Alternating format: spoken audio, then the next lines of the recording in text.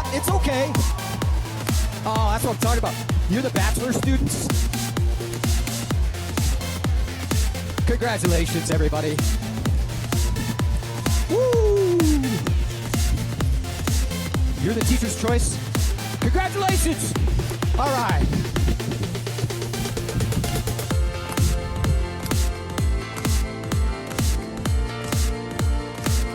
You do the Carlton. All right, very good. Some of you are into it. Some of you are like, what in the hell is happening right now? This is getting weird. Is the walk-up music a bit much? Is that, my best friend told me, dude, you are not cool or well-known enough to have your own, walk-up music. And he's probably right. But, that's one way to look at life. Another way to look at life is, if you ever have the opportunity to have walk-up music, you take it. So I'm taking that every time. And in a little bit, graduates, you're going to have your own walk-up music up onto this stage. So I hope you take that moment and have a little fun with it.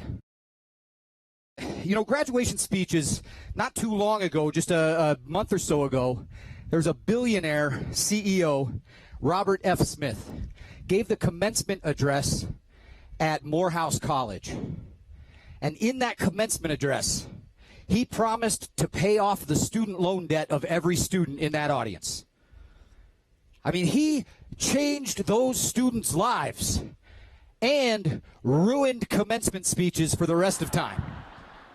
I am so sorry, but I need to put this up front right now. That's not happening today, and I'm sorry. I'm still paying off my own student loans, so I can't do that for you, graduates. If I could, I definitely would. What I can do is I can offer you just humbly 3 pieces of advice.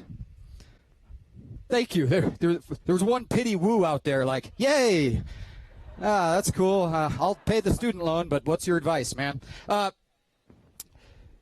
So the first is that your education is important and never stop learning. And I'll never forget when I first learned this. My first class, freshman year of college, Philosophy 101.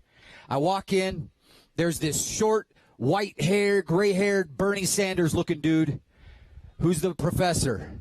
And he said, someone tell me, what is philosophy? And I tried to be funny. I raised my hand and I said, a bunch of old white guys talking about things that nobody understands and doesn't matter. And he looked over at me and said, do you not understand because it doesn't matter? Or does it not matter because you don't understand? And I was like, And he said, you can leave my class until you have an answer. And that was the moment that I first realized that before you can be a smartass, you first must be smart. Otherwise, you're just an ass. So your education is important. Always keep learning.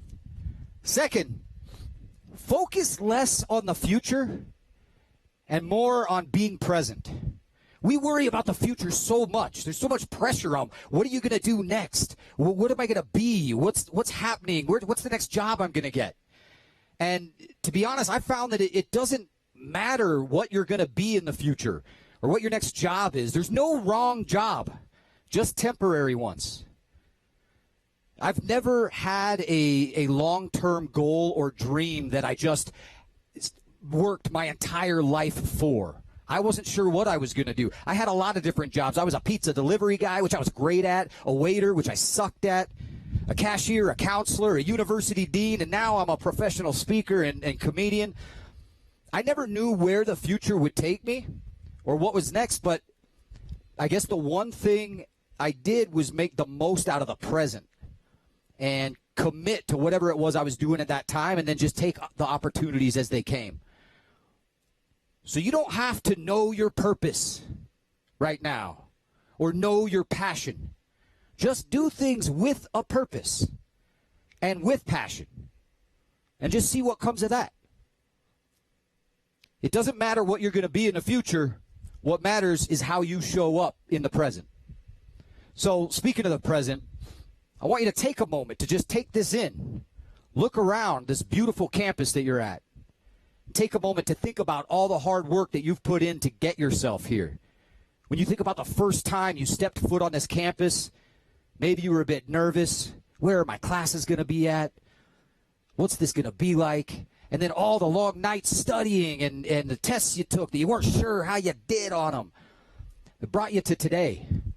And then today was no picnic either.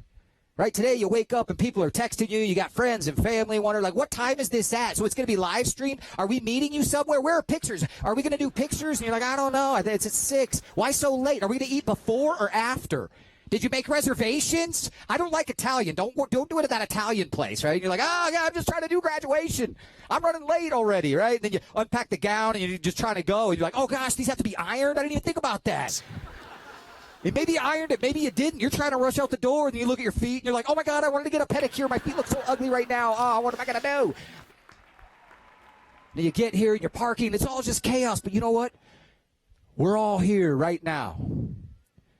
So I hope that whatever led you here today, that when your walk-up music is played in a little bit and you get your opportunity on the stage, that you take that moment when that music's being played to think about your own story and your own journey to this moment and what it means for you as you join the top 10% of educated people in the world. And when you get your opportunity to walk up here, feel free to walk tall, look smart, even have a little fun. Which brings me to my next point, which is keep things light. Keep things playful in life. And don't lose your sense of humor no matter what you do. Because ultimately life is really just a juggling act of all of the commitments you have with your family, your friends, your job, the expectations that people have of you, and you're just trying to juggle those things constantly. And it's hard. It's really hard with like a wizard robe on, okay? And sometimes you might be in front of 500 people and screw something up, and it may or may not matter. Have a little humility. Have a little fun. And the thing about juggling is, and juggling life's commitments, is that the heavier things get, the more difficult it is. I couldn't do this with soccer balls or bowling balls. I could barely do it with these. But what if life wasn't so heavy? What if life were a little lighter? When people learn to juggle, they use scarves like these because they're a lot lighter. Now, one thing I noticed as we started today was we've got a little bit of wind. So I did not take that into account. So here's a bonus fourth lesson is plan for everything, even a slight breeze. But how these work is you gently toss one up and it floats down a lot easier, and you toss the next one up. So what I want to leave you with is one final lesson to the graduates. So underneath all of your chairs are 3 scarves like these. So I'd like you to reach under your chair and grab your 3 colored scarves, and you're going to learn to juggle. Go ahead and pull them out of the plastic.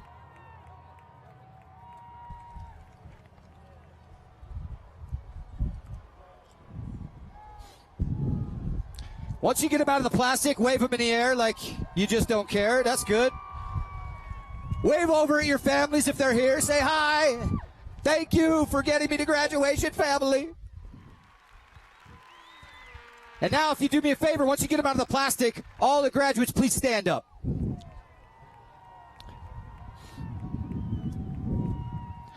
So here's the other bonus 5th lesson that you get.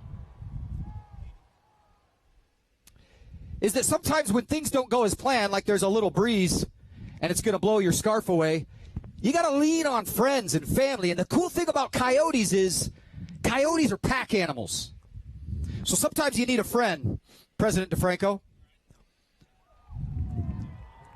You can toss that first scarf up in the air just a little bit, and you'll snag it and catch it with the other hand.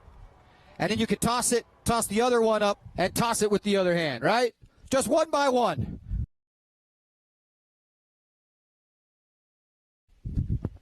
Get in nice and tight with each other, one scarf at a time, and then you could try 2 scarves at a time and 3 scarves at a time. The closer you get to each other, the less wind you're going to have. You got it? You're doing it. Look at this. It's beautiful. It's everything I've ever imagined. I'm so proud. Keep doing it. I've asked just a couple things of you today. One was to value your education and always keep learning. And right now, you're learning to juggle. The other was stay present in the moment. And look how focused and present you all are right now. And finally, was to keep things light. Don't take yourselves too seriously and have a little fun. And what could be more fun than playing with your scarves? President DeFranco, I think this class is ready. So class of 2019, congratulations and good luck. Thank you.